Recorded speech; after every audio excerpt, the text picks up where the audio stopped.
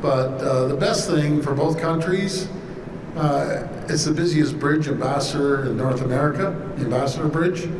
They want a monopoly. Well, that monopoly's not going to happen. We need to open up the Gordie Howe Bridge down the road a bit and get traffic going back and forth. There's about 2,300 and change truck hours that go across that bridge. Canada spent $6 billion. Canadian steel, Canadian workers, years of construction across one of the most important trade corridors in the world. The bridge is complete. The ribbon cutting is scheduled. 2 countries are ready. And then in a single rambling social media post, Donald Trump threatened to shut it all down. Not because Canada broke any agreement. Not because the bridge is unsafe. Not because the US paid for any of it. Because Trump is demanding compensation for a bridge Canada already paid for. In full. Entirely. Without a single dollar of US funding. Today, Canada Insider breaks down the most bizarre and most revealing move Trump has made against Canada yet.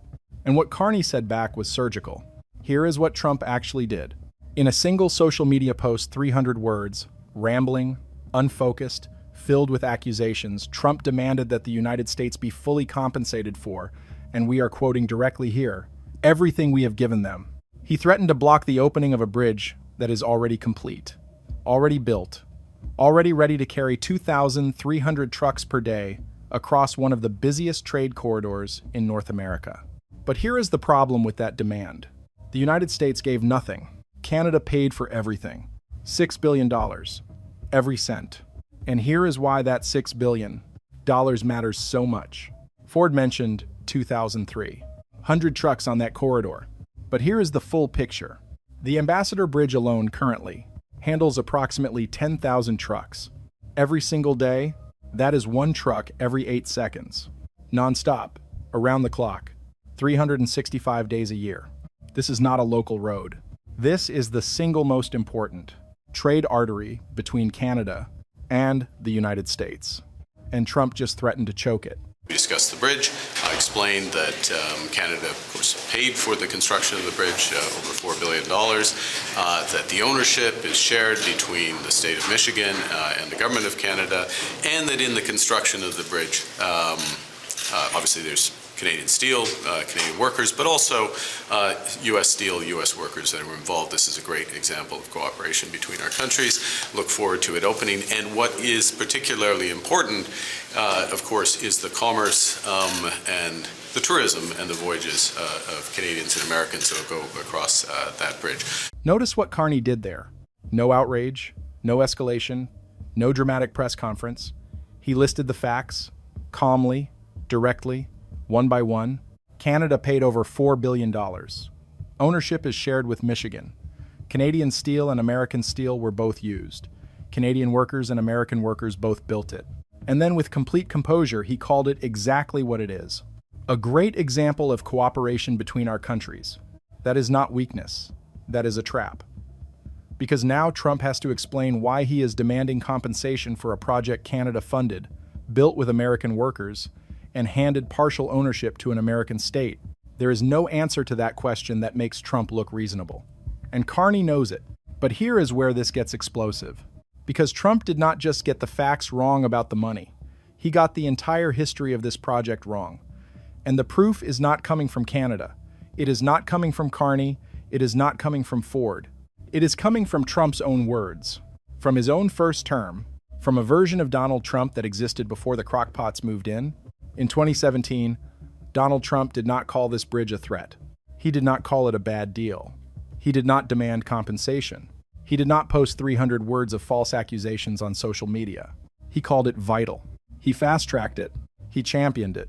And today, the same man who called this bridge vital is threatening to shut down the opening of a bridge he once celebrated. That is not policy. That is contradiction. And Canada just called it out. Yeah, I mean, this is a project Trump called vital during his first term. As you heard from Premier Ford, he fast-tracked it in 2017. Canada, as you heard from the Prime Minister, paid for the entire cost of building the bridge. And Michigan is going to maintain part ownership. So a sense among many observers that the U.S. president is just plain wrong on this file. Let that land for a moment. That is not a Canadian politician defending Canada. That is not Carney's office pushing back. That is not Ford firing back from Windsor. That is a CBC reporter standing in Washington watching the American administration from the inside saying plainly, clearly, without qualification, the US president is just plain wrong. Trump fast-tracked this project in his first term. Trump called it vital. Trump championed Canadian-American cooperation on this exact bridge. And now Trump is threatening to block the opening of a bridge he once celebrated, that Canada paid for entirely, that American workers helped build, that Michigan will co-own permanently. That is not a policy position. That is not a negotiating tactic. That is a contradiction so complete, so documented, so impossible to explain away, that even reporters covering the White House cannot find a way to defend it. What he's saying is not true. He's badly informed. You know, in his first term, he had some staff around him that were well informed and tried to restrain him. Now, he's got a lot of crackpots working for him and telling him things that simply aren't true. The fact is, the bridge is complete. We've been planning a major celebration, ribbon cutting, for perhaps late March or early April. That word, crockpots. This is not a partisan attack. This is not opposition rhetoric. This is an observer, someone who has watched Washington for years, saying with complete clarity that the people surrounding Trump are feeding him information that is simply not true. The bridge is complete. The ribbon cutting is planned. The celebration is ready. Two countries are prepared to open a $6 billion piece of infrastructure that will move 2,300 trucks per day and generate billions in trade for both nations annually. And the only thing standing between that opening and reality is a social media post written by someone who was told things that are simply not true by people who simply do not know what they are talking about. But here is the part most people missed entirely. Yeah, response from down here south of the border was quick, and especially from Democratic politicians in Michigan, a slew of them weighing in here, including a spokesperson for Michigan Governor Gretchen Whitmer, who wrote, it's gonna open, referring to the bridge, one way or another, and the governor's looking forward to attending that ribbon cutting. So an acknowledgement from officials here about the importance economically on both sides of the Michigan. Not Canada, not Carney, not Ford, Michigan. Democratic politicians in Michigan, Americans immediately and publicly pushed back on their own president the moment that social media post appeared. The Michigan governor's office did not hesitate, did not equivocate, did not carefully choose diplomatic language. They said, "It is going to open, one way or another." Think carefully about what that means. Trump is not just fighting Canada on this bridge. Trump is fighting Michigan.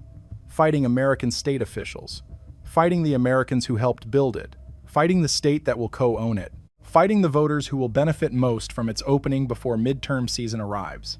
This is not Canada versus America. This is Trump versus reality. And reality on both sides of the border, in both countries, in both languages, is pushing back harder than Trump expected.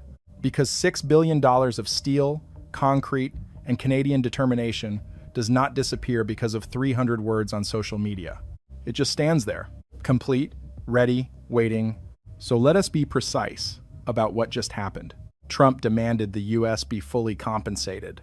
Canada already paid $6 billion in full, without a single dollar of American funding. There is nothing left to compensate. Trump said Canada didn't use American content. American steel and American workers both went into that bridge. Michigan co-owns it permanently. Trump's own claim collapsed against his own record. Trump threatened to block the opening. Michigan said it will open one way or another. Americans pushing back on their own president, on American soil, before midterms. Trump called the bridge a problem today. Trump called the bridge vital in 2017. Same bridge, same president, completely opposite positions. Trump posted 300 words of false accusations. Carney responded with 4 sentences of facts. Calmly, directly, without flinching once. Canada built it, Canada paid for it, Canada is ready to open it. And even Americans know Trump is wrong. That is not a trade dispute. That is obstruction, and it will not stand.